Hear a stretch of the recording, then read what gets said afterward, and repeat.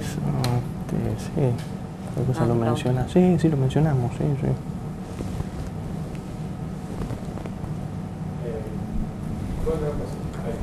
¿Ahí? ¿Ahí estamos bien? Bueno.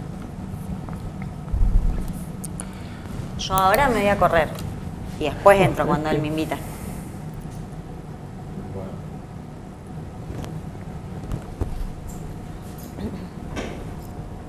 Antes de que presenten al invitado. Sí. ¿Querés que me corra así por las dudas si le quieren hacer algún plano? Vale.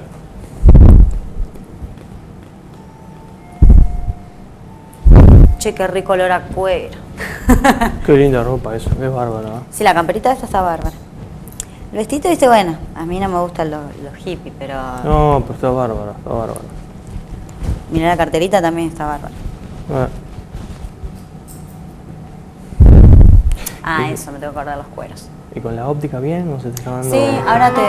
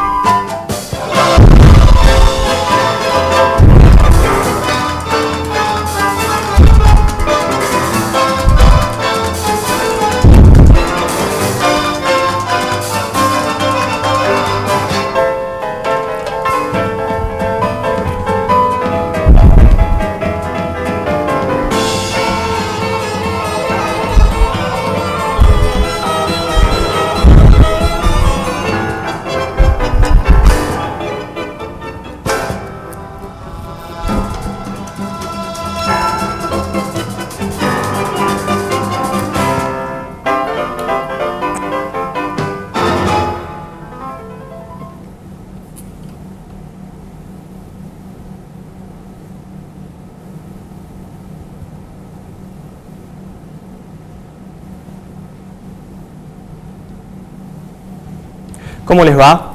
La verdad, el agradecimiento infinito siempre, como decimos semanalmente, a todos ustedes que nos escuchan, que nos ven, que nos expresan sus opiniones a través de las redes sociales, a través del correo electrónico programaconsideraciones@gmail.com.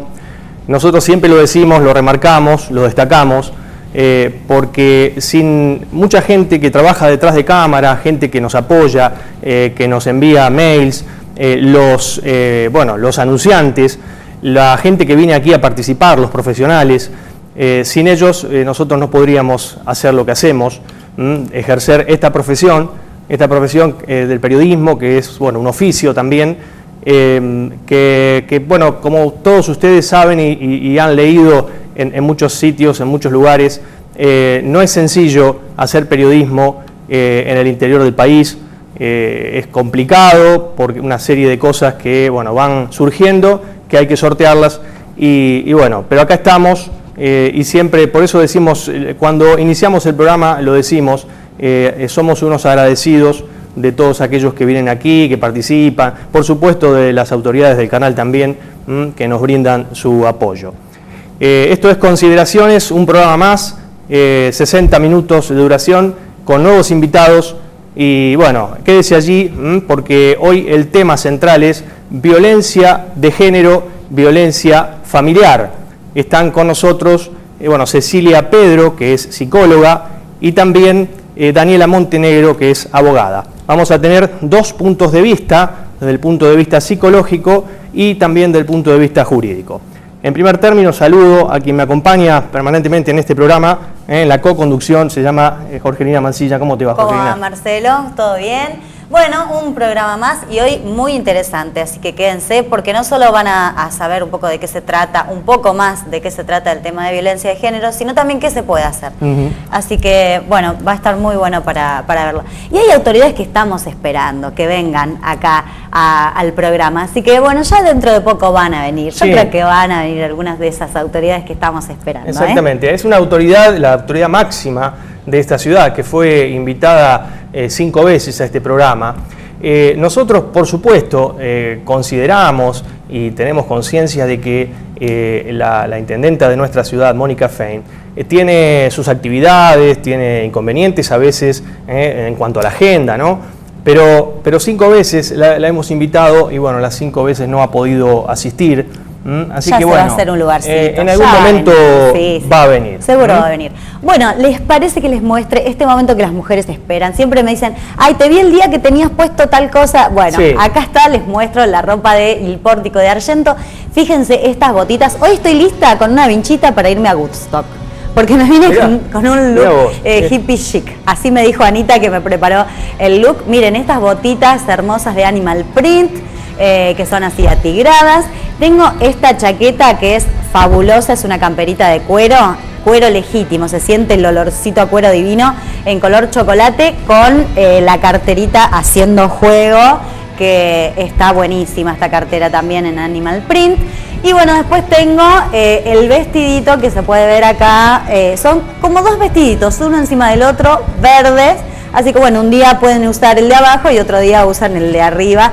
Entonces pueden ver a las chicas de El Pórtico de Argento, que siempre les digo, les arman el look completo. Aprovechen toda la oferta que hay en cueros, que está buenísima, y ahora ya viene la temporada, así que está bueno que vayan al El Pórtico de Argento, allí Ceballos 1640.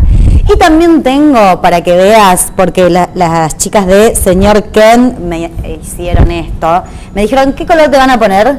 Verde. Ah, mira, tengo unos lentecitos Orbital que están preciosos. Para que haga juego, digamos. Para que haga juego. Miren, estos están bárbaros, la verdad, están bárbaros, son de la colección también otoño, de las chicas de Señor Ken.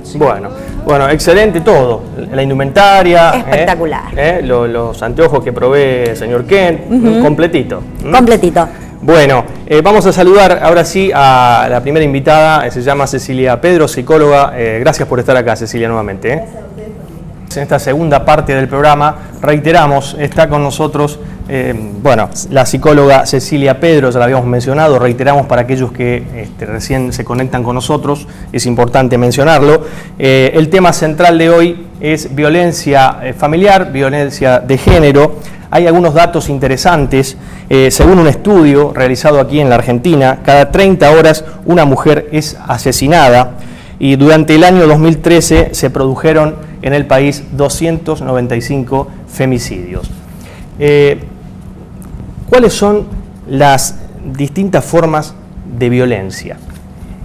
Bueno, tenemos la violencia psicológica, que tiene que ver con una cuestión verbal, con amedrentamientos, con amenazas, con menoscabo a la personalidad de aquella persona que es agredida, con insultos, desprecios, que mina la autoestima de esta persona, y la violencia física, que va desde golpes, empujones,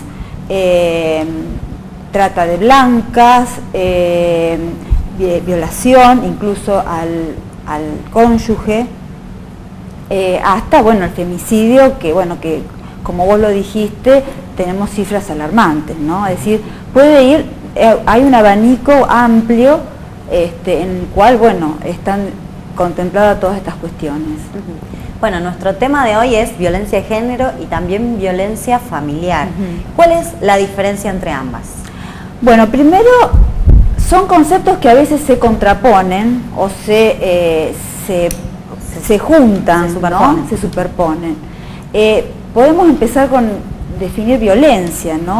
Violencia es cuando una persona arrasa impredeciblemente a otra sin pedir permiso y produce un avasallamiento subjetivo. Esto se da porque el otro es considerado como un objeto, no como un semejante, ¿no? Y a veces es la lógica, o soy yo o es el otro. De esta manera entendemos por qué a veces hay tantos actos violentos, ¿no? Claro. Que a veces no encontramos lógica ni entendemos de qué se trata. Violencia familiar, entendemos, la violencia que ocurre en el núcleo familiar, ¿no? Que puede tener que ver con los miembros de una familia, que se da muchas veces de padres a hijos, o cuando los hijos son más grandes, muchas veces de hijos padres, ¿no? Y la violencia de género, bueno, acá nos encontramos con una cuestión que ya se toma como violencia de género a la violencia hacia la mujer, cuando tenemos género masculino y femenino. Claro. Pero por cuestiones estadísticas y culturales, ya se da por entendido que violencia de género es violencia hacia la mujer. Si bien hay que destacar que muchas veces el hombre sufre violencia, pero bueno, los casos son mínimos y por lo general se callan más, ¿no? Claro. Ahora, Cecilia, ¿qué factores pueden desencadenar comportamientos violentos? Bueno, en general la persona violenta viene de un hogar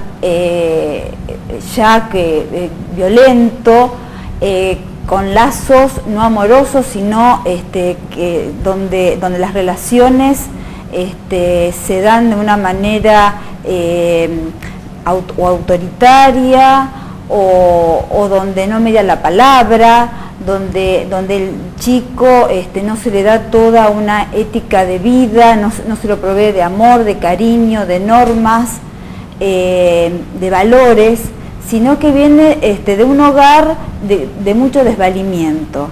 Entonces esto hace que tenga este tipo de conductas posteriormente. En general se da de esta manera, que se junta también con otra pareja, con la pareja, digamos, que también viene de un hogar carenciado, donde tiene la autoestima baja, donde no se le ha reconocido como sujeto. Muchas veces estos padres a estos hijos no se lo toman como una persona singular, sino se lo toman como algo propio. Incluso transmiten cuestiones internas que no les gustan a ellos, se la transmiten al hijo, ¿no? Claro. Bueno, según la Organización Mundial de la Salud, hay personas que son más propensas a tener este tipo de conductas, ¿no? Y como citaba la psicóloga, justamente son aquellas que sufrieron maltrato infantil, han presenciado escenas de violencia dentro de su propia familia, también el uso nocivo de alcohol ayuda a estas personas a hacer una actitud así violenta, y también la desigualdad de género, justamente lo que vos nombrabas, ¿no? Ahora, ¿qué medios utiliza una persona para amedrentar a su víctima? Bueno, se empieza de a poco. Por lo general esto no ocurre de un momento a otro. Se da en los noviazgos, por ejemplo, de adolescentes, donde en la adolescencia sabemos que es un momento muy vulnerable. Entonces, bueno, el novio empieza con celos obsesivos, o a menoscabar la autoestima, a cargarla por algún defecto físico.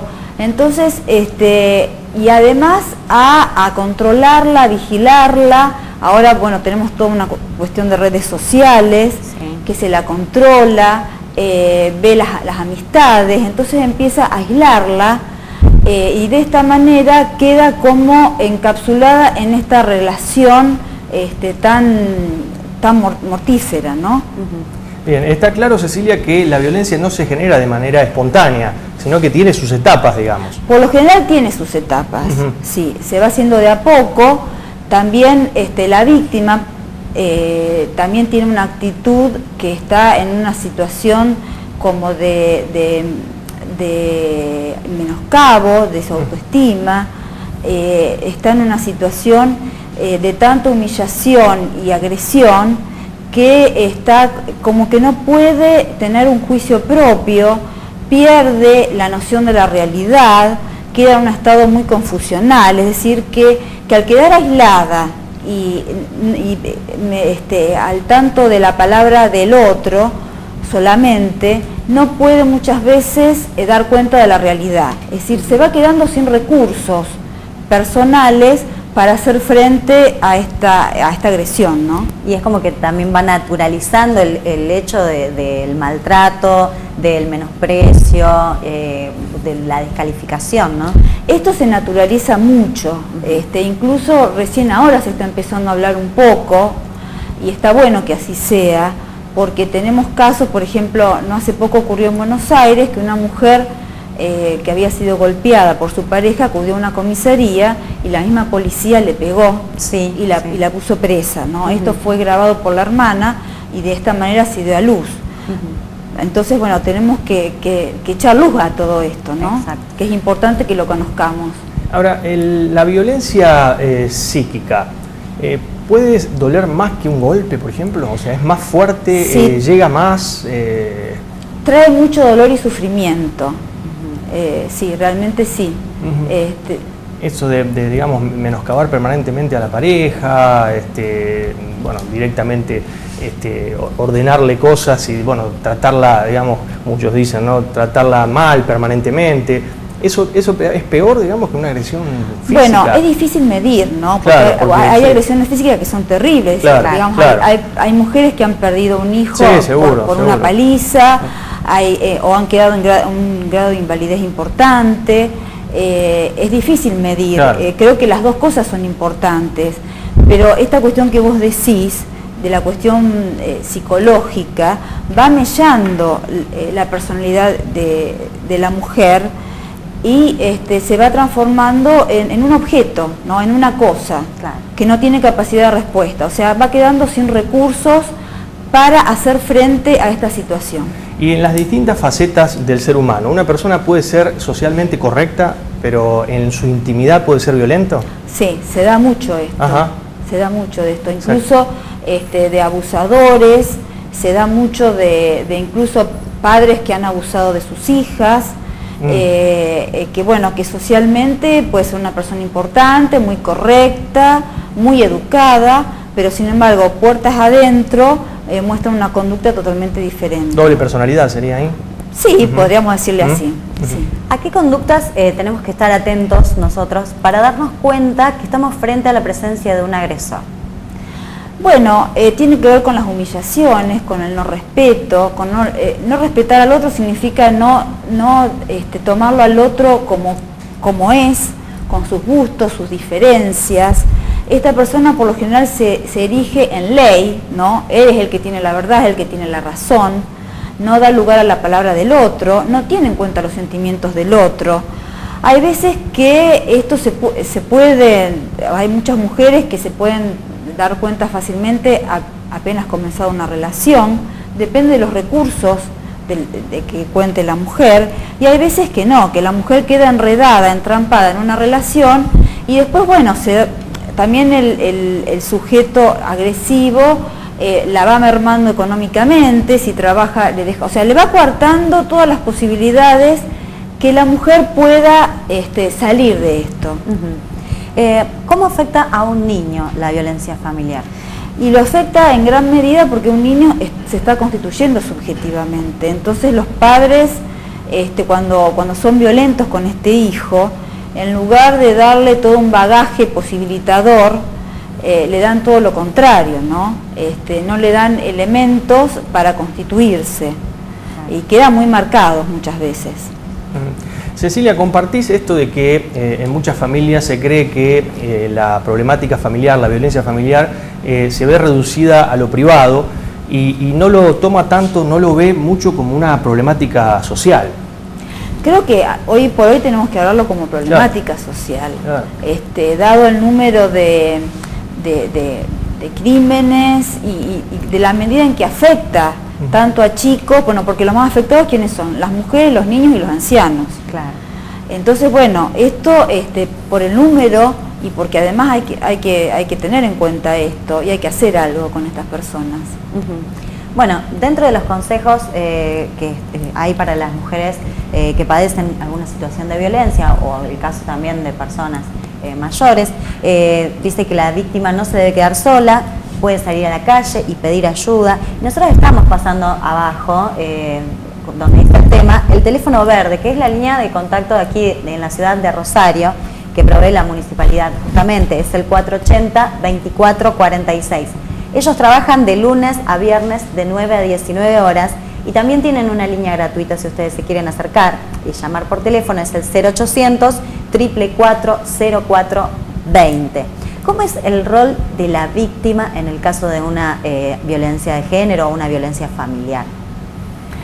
De la víctima, bueno, muchas veces le cuesta salir adelante, ¿no? Por esto que les comentaba, que queda como en un círculo cerrado, sin posibilidades de un otro que la pueda auxiliar, sin tener otra visión de la cosa, ¿no? Claro. Y según el estado en que esté y los recursos que tenga, pero es importante que pueda pedir ayuda, que pueda registrar. El tema a veces, lo peligroso es cuando está en tal estado de desvalimiento que no registra ni sus propias sensaciones y toma la realidad muy naturalmente, es decir, se toma esto como normal.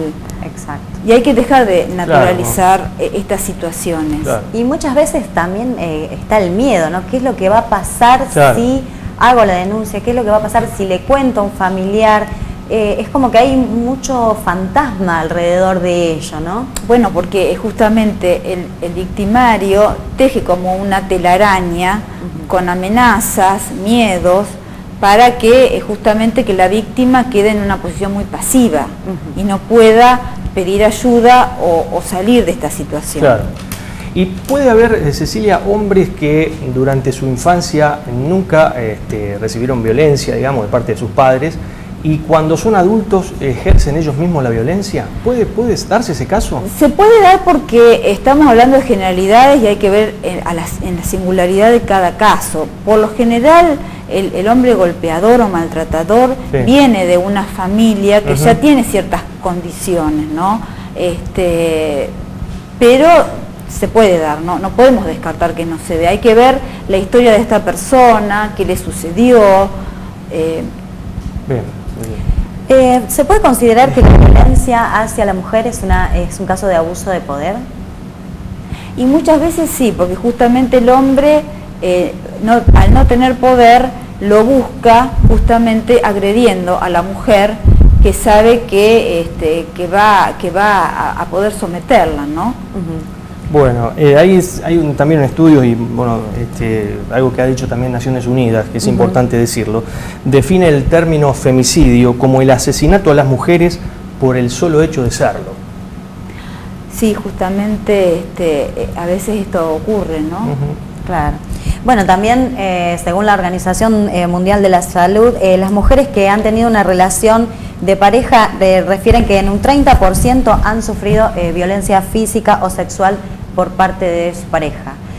Bueno, realmente hemos cubierto el tema de lo psicológico, el abordaje psicológico de esta temática, pero en el próximo bloque vamos a hablar sobre qué se puede hacer realmente, concretamente, desde lo jurídico, cuando uno quiere realmente tomar acciones, ¿no? Claro.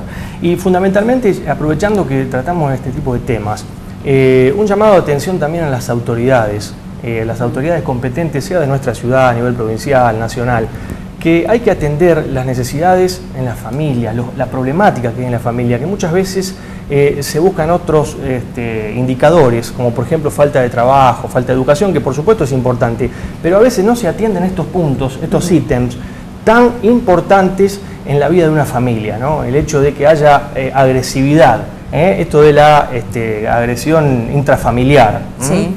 Llamar, digamos, un llamado de atención a este tipo de cosas que no se hace hincapié.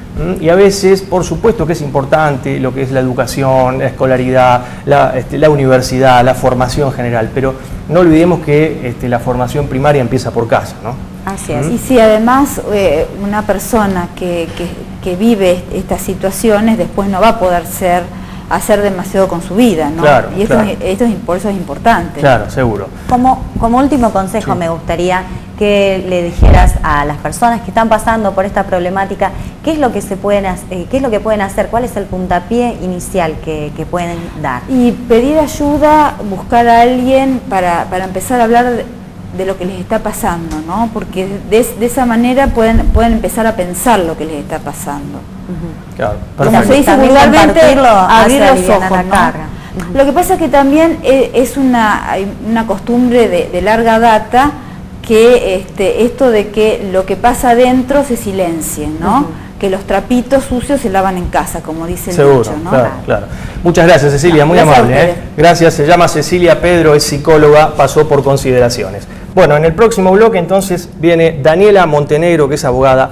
Vamos a escuchar ahora este tema desde el punto de vista jurídico. Seguimos en el tercer bloque de consideraciones y ahora estamos, seguimos tratando el tema de violencia familiar y violencia de género, y para responder a la problemática justamente desde el punto de vista jurídico, está con nosotros la abogada especialista en familia, Daniela Montenegro. Muy buenas tardes. Hola, buenas tardes. ¿Qué tal? Muchas gracias por estar acá, Daniela. A ustedes por la invitación. Muy amable. Muy bien, ¿cómo se debe proceder una persona que está sufriendo violencia, sea física, verbal, dentro del entorno familiar? Ante ese caso, lo primero que tiene que hacer es tratar de exteriorizarlo, como decía recién la psicóloga que estuvo previamente, o sea, tratar de contarlo a alguien a fin de que pueda tener algún tipo de ayuda. Si ella sola no puede salir de la casa, lo bueno es que alguien la pueda acompañar a salir de esa situación. Judicialmente lo que debería hacer es, o bien, como ustedes mencionaron en un primer momento, comunicarse al teléfono verde para pedir un tipo de asesoramiento, hacer la denuncia en las comisarías o en las fiscalías, ahora que tenemos la fiscalía con el cambio del nuevo Código Procesal Penal, o bien hacerlo en tribunales, dentro de las defensorías.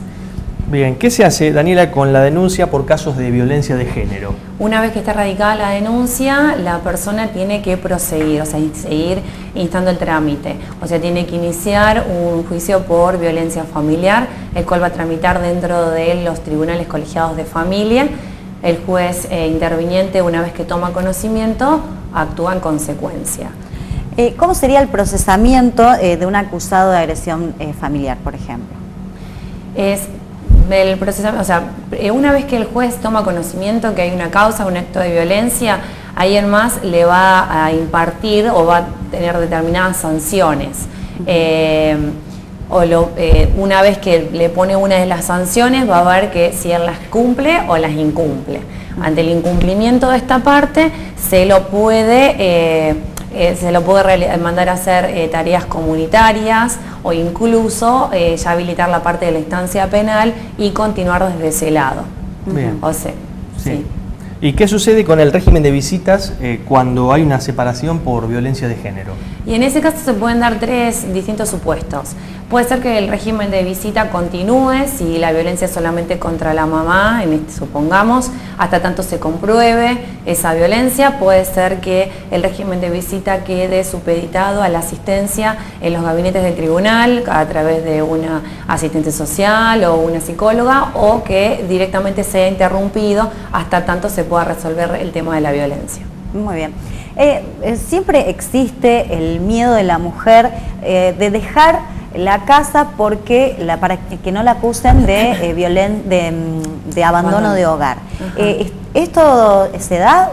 ¿Te pueden acusar de abandono de hogar si vos sufrís violencia de género? No. Ante un hecho de violencia, la persona va y emite, o sea, siempre que radique la denuncia y diga el motivo por el cual se está yendo de la casa. O sea, si ella se está yendo de la casa por una situación violenta, ya sea física, psicológica, económica, manifestando que ella se está yendo por esa situación, no se la va a considerar abandono.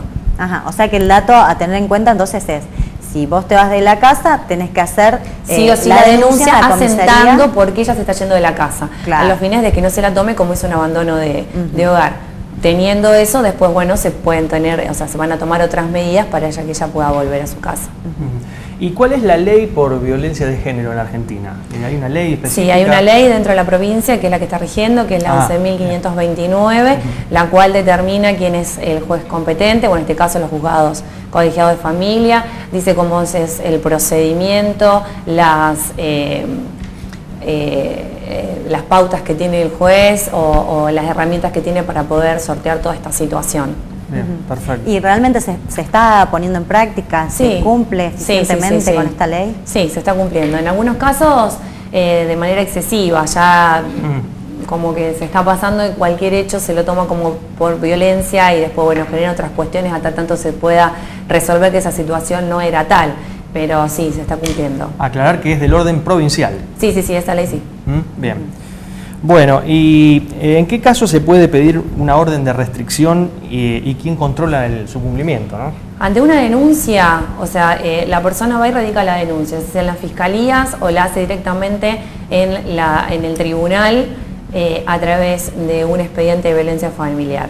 Una vez que el juez toma conocimiento de eso, según lo que pida la persona, se va a proceder a determinar la sanción. Ya sea en este caso, como me están preguntando, el tema de la exclusión. De la exclusión. En ese caso, si la pareja vive junta, si la violencia es hacia la mujer o la violencia familiar, se va a pedir la exclusión del hogar. El juez lo va a dictaminar y esta persona va a tener que atenerse a esas consecuencias. Ante un incumplimiento, la mujer va a tener que hacer la denuncia respectiva a los efectos que su cónyuge está incumpliendo y no se quiere ir del hogar o permanece. Claro, porque muchas veces pasa también que los hombres tienen una orden de restricción y sin embargo siguen merodeando a la víctima. Exacto. Y muchas veces llegan a concretar las amenazas que han estado propiciando. Exacto. Por lo general siempre la restricción se hace a 200 metros del lugar donde viven, se hace al lugar donde la persona trabaja o donde concurre virtualmente, donde va con los menores, al colegio. Tiene que limitarse a eso. ¿Y generalmente se cumple eso? Y a veces sí, a veces no. Ajá. O sea, el tema se complica cuando hay un régimen de visitas. Claro. En donde hay un régimen de visita por cumplir, claro, y cuando se continúa con eso, entonces a los efectos de que no se vea violando esa sanción emitida por el juez, se tiene que poner una tercera persona que sea la que vaya a buscar a los menores y los lleve con el papá y los vuelva a traer. Siempre es bueno, denunciar que reinciden esas conductas como para que se tomen otras sanciones. ¿Qué medidas tiene que tomar una persona que hizo denuncias sucesivas en las comisarías y sin embargo no recibe una respuesta? Y tiene que iniciar la acción de violencia familiar. O sea, las denuncias antes por ahí quedaban y si uno no las continuaba quedaban ahí archivadas. Sí. Uno, una vez que tiene la denuncia hecha, tiene que iniciar la acción de violencia familiar a los efectos de tomar o de solicitar algún tipo de medida, ya sea la exclusión, ya sea la prohibición de acercamiento o la restitución, en el caso como me preguntabas recién, cuando la persona se abandona de hogar por la violencia. O sea, se pide que esa persona se vaya a los efectos de que la mujer vuelva, se le restituya al hogar. ¿Y cómo se hace eso, digamos? Bueno, tiene que hacerla. La vía judicial, directamente entre los juzgados de familia, que es el juez que va a entender. Haciendo la denuncia también en la parte penal, hoy con el cambio, o sea, esta persona también va a ser citada si quiere continuarse paralelamente, puede ir con ambas disciplinas. Y si una persona no tiene recursos para costear a un abogado, sí. ¿Se puede hacer eso? Sí, tranquilamente en el tribunal están las defensorías gratuitas. Tiene que asistir al tribunal. Tiene que asistir al tribunal por la mañana y ahí la va a atender algunas de las defensorías que hay, le van a explicar el tema y van a iniciar la acción que corresponda. Bien, vos sabés, Jorgelina, que hay un proyecto de ley presentado por la Asociación Civil La Casa del Encuentro, sí. Para quitarle la patria potestad al padre condenado por homicidio agravado. Este es un caso en la provincia de Jujuy, por citar un ejemplo, ¿no? Fue el detonante que inspiró a las mujeres de la Asociación Civil La Casa del Encuentro a elaborar este proyecto que contemple la situación de otras víctimas de femicidio.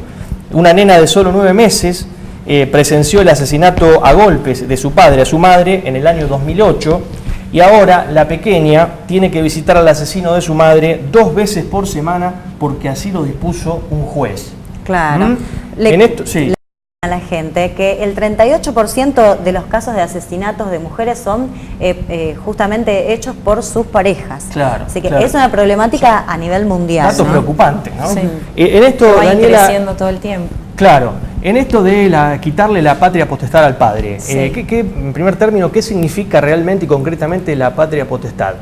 La patria potestad es el ejercicio de los derechos, deberes y obligaciones que tienen los padres para con los hijos, desde la concepción hasta la mayoría de edad, en brindarle una buena asistencia psicológica en cuanto a la salud y en cuanto a la educación.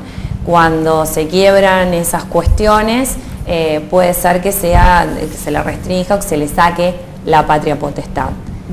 Cuando no cumpla con eso. Por lo general, siempre la tienen ambos padres, salvo casos concretos. En el caso de lo hayan condenado por delitos contra los propios menores, es un caso donde sí o sí pierde la patria potestad.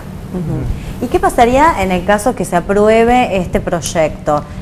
¿Con quiénes se quedarían esos menores que ya no tienen a su madre y que su padre ya no tiene la patria potestad sobre ellos? Y en ese caso sería, o sea, van a los familiares directos, sean los abuelos, hermanos mayores, tíos, y si en el caso de que no tenga ningún círculo o parientes cercanos, a una institución. ¿Puede un abuelo o un tío pedir la custodia, la tenencia de un niño que está en esta situación sin que le hayan quitado previamente la patria potestad al padre, no? No, tendría que ver en el caso en concreto si quién tiene la tenencia, si la tenencia la tenía la mamá y la mamá no está más por la acción de la violencia o que fue el padre le dio muerte a él, claro, que ella no está. Bueno, en ese caso se verá a quién le dan, si son menores será un tutor, un curador, depende la edad y si son incapaces o no, quiénes son los que se hacen cargo en el caso de que el padre pierda la patria potestad. Habría que ver también si la patria potestad se le sacaría también cuando, por ejemplo, un padre, un hijo adoptivo, bueno, además de biológico, adoptivo, ¿no? Si realmente la patria potestad puede sacarse, ¿no? Puede quitarse, ¿sí? Sí, ante los hechos de violencia. Adoptivo también. Ante los hechos de violencia demostrados y que son verdaderamente los delitos contra los menores, sí. Y matrimonial y extramatrimonial también, un hijo también. No, eso, sí, extramatrimonialmente se supone que la patria potestad la tiene la madre. Claro. Dentro del matrimonio se dice que la tiene el padre, pero en general la ejercen ambos. Claro, perfecto. Bueno, le seguimos dando más datos a la gente. Por ejemplo, ¿qué necesitan? ¿Qué consejos le vamos a dar? Que tengan siempre a mano la documentación propia y de los hijos, que tengan las llaves de la casa, una muda de ropa, agenda telefónica, tarjeta de transporte y teléfono, en caso de que bueno, quieran o necesiten salir de la casa rápidamente, ¿no? Esos son algunos de los datos que da la Municipalidad de Rosario, a quien le agradecemos los datos también. Bien, y Daniela, ¿qué medidas adopta el tribunal en casos de violencia de género o violencia familiar? Y una vez que el juez toma conocimiento de la denuncia y se presenta el escrito solicitando, en el caso en particular, puede ser que sea o bien la exclusión del hogar, la prohibición de acercamientos si la pareja ya no vive juntas, la restitución en el caso que haya sido la mujer la que haya tenido que retirarse de la casa por un hecho de violencia, a los efectos de que vuelva y pueda volver continuando viviendo ahí. Una vez que se toma conocimiento, se le da curso o se le da vista al Ministerio Pupilar, se le corre traslado también al agresor en este caso para saber cómo se sigue y después va a evaluar si considera una ayuda terapéutica para el agresor, para la víctima, para el grupo familiar. Eso se va viendo en función de cómo va evolucionando, y de acuerdo a la gravedad de la problemática. Muy bien. Bueno, último dato que damos, lo repetimos, en realidad es el teléfono verde. Si ustedes sufren de violencia familiar, si sufren de violencia de género, pueden llamar al 0800 444 0420. Allí es para la ciudad de Rosario, ¿no? Y el 480 2446 también es el otro teléfono, el fijo del teléfono verde, donde las van a atender y van a poder ayudarlas, aunque sea en el horario de lunes a viernes de 9 a 19, Marcela. Perfecto. Bueno, y quería, la última pregunta, Jorge, sí, ya tenemos que cerrar. ¿Qué medidas tomar cuando una víctima hace sucesivas denuncias y, desde la comisaría o de donde fuere no obtiene respuestas inmediatas? Ante ese caso, ir sí o sí, concurrir al tribunal, concurrir a un profesional o a la defensoría, los efectos de instar el procedimiento de violencia familiar ante un tribunal colegiado de familia. ¿Puede ocurrir eso, que no tenga respuesta, que vaya a hacer una denuncia y no obtenga una respuesta concreta, digamos? Sí, porque por lo general, el que tiene que emitir la resolución es un juez, a los efectos de tomar sancionar y tener una resolución. Si no llega a conocimiento del juez, eso se hace la denuncia por la parte penal y queda ahí si no se continúa. Claro, por eso, como antes mencionaba, si bien se hace la denuncia, ya sea en el tribunal, en la comisaría de la mujer o en la defensoría, y se insta la parte de familia, también se puede continuar por el tema de la parte penal. En las fiscalías, en donde ahí se va a considerar el tema y puede ser que el fiscal lo llame a una audiencia directamente o puede ser que considere una mediación. Y en función de eso tendrá una sanción también. ¿Qué sucede cuando uno es vecino, por ejemplo, y escucha que hay problemas en una casa, que hay gritos, que tal vez hay chicos llorando? Y sin embargo, la familia no hace la denuncia, la madre no quiere tomar medidas contra algún padre agresor. ¿Qué se puede hacer desde la afuera, digamos? Y tratar de acercarse, y brindarle algún tipo de contención y alguna ayuda, al fin de la persona. Lo primero creo que es una contención psicológica y un asesoramiento legal para saber cómo continuar con eso. Como bien lo decía la psicóloga que estuvo antes, hay veces que se cierran y no quieren ver y minimizan la situación que está pasando dentro de la familia. Es la propia víctima la que tiene que ir y denunciarlo, salvo en el caso de personas personas de la salud, psicólogos, médicos o magistrados, que ellos tengan, que tomen conocimiento de eso y puedan radicar la denuncia. Ajá. Es decir, que uno no puede llamar al 911 si está escuchando gritos así. Sí, en ese caso sí, pero no ir a la comisaría a hacer la denuncia, sí llamar y manifestar lo que está pasando, sí, eso sí. Y Daniela, particularmente en tu estudio, digamos, recepcionás muchos casos de violencia. Sí, últimamente se están dando, bastante, y hay veces también desde el otro lado. ¿Y mucha gente se acerca con temor también? Sí, porque no sabe qué va a pasar y si le hacen la denuncia, y qué va a pasar con la cuota alimentaria y que capaz que no viene a ver más los chicos y la agrede o la amenaza, que es como decíamos antes dentro de los tipos de violencia, que uno puede ser la económica, decir, a ver, vos no tenés trabajo, el único sostén soy yo, andá, denunciame, fíjate y después a ver quién te va a mantener a vos y a los chicos, yo no te voy a pasar un peso.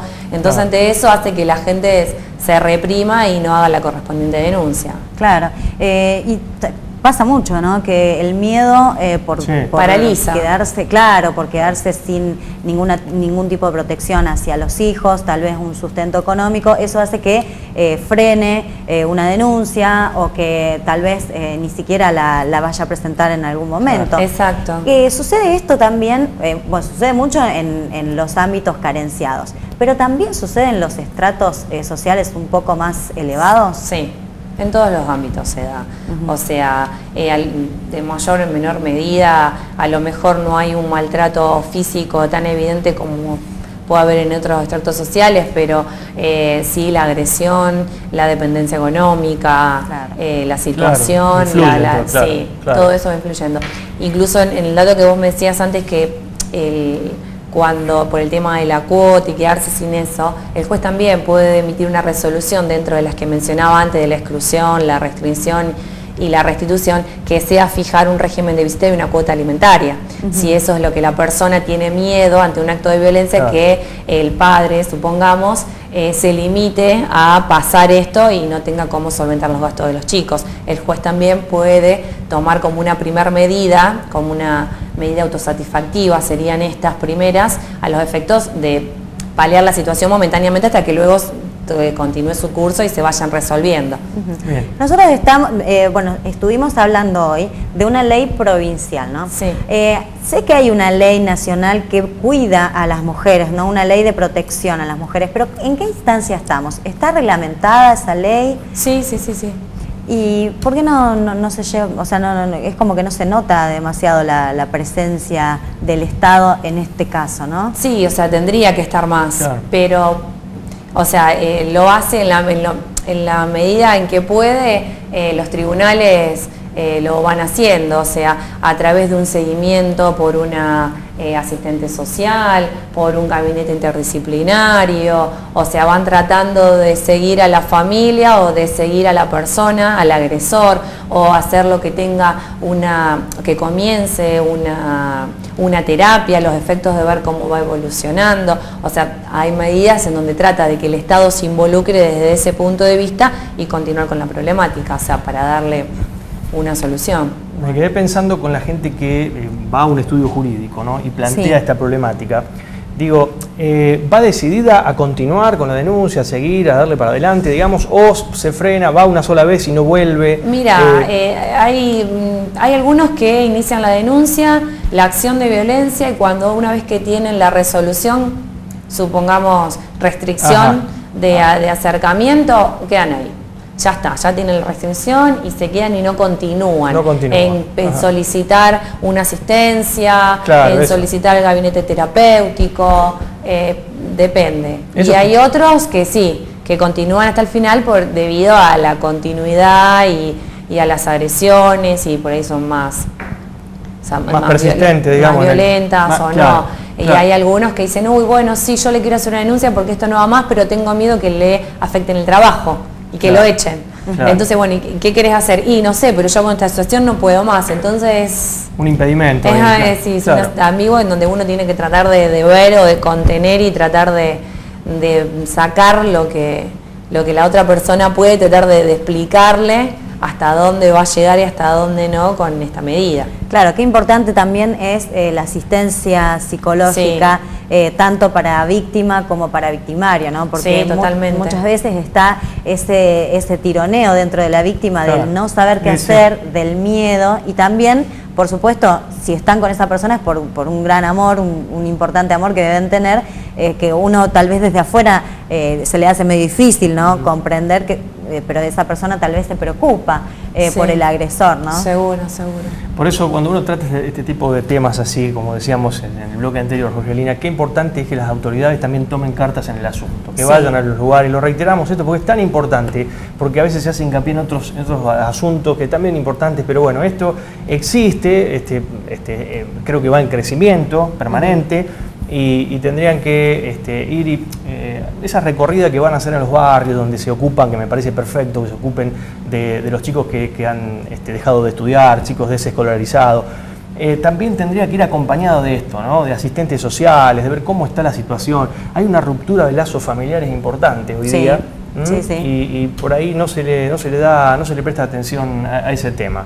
Y también creo que el tema de la violencia de género y violencia familiar como que se ha dado a conocer en los últimos tiempos un poco más, como que se está hablando un poco más, porque ha pasado siempre, ¿no?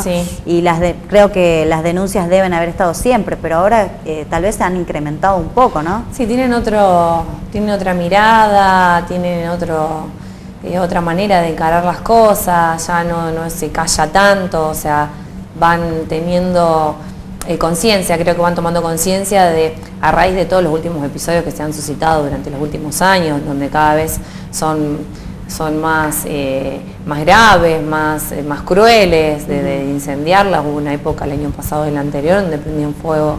Entonces creo que era como eso hizo tomar conciencia a muchos, y entonces ahora creo que ya no se calla tanto la que llega a la casa y empiezan las discusiones y las agresiones y los insultos, como la que tampoco es cacheteada una vez por semana. O sea, creo que están tomando un tipo de conciencia porque ven a dónde pueden terminar. Seguro. Bueno, ahora sí, tenemos que cerrar. Lamentablemente fue muy productiva tu exposición, Daniela, muy claros tus conceptos, y bueno, dejamos siempre abierta la posibilidad para este tema seguir desarrollándolo en otro programa. Muchas gracias por estar acá en Consideraciones. Gracias por la invitación. Muy amable. Se llama Daniela Montenegro, es abogada. Bueno, Jorgelina, otro programa completo hemos tenido. Hoy con un tema central, dividido en dos, la parte jurídica y la parte psicológica. La parte psicológica primero y la parte jurídica después. Bueno, espero que les haya servido, y a aquellas personas que están pasando por esta situación, que se animen, que hablen, que busquen ayuda. Lo importante, creo, es poder buscar ayuda. Y después, bueno, calculo que las cosas se van a ir encaminando. Seguro. Bueno, nos vamos. Por la amabilidad de habernos acompañado, muchísimas gracias. Nos reencontramos la semana próxima. Consideraciones, Canal 14, Televisión Regional, a través de Cablevisión y Multicanal. Muy buenas noches.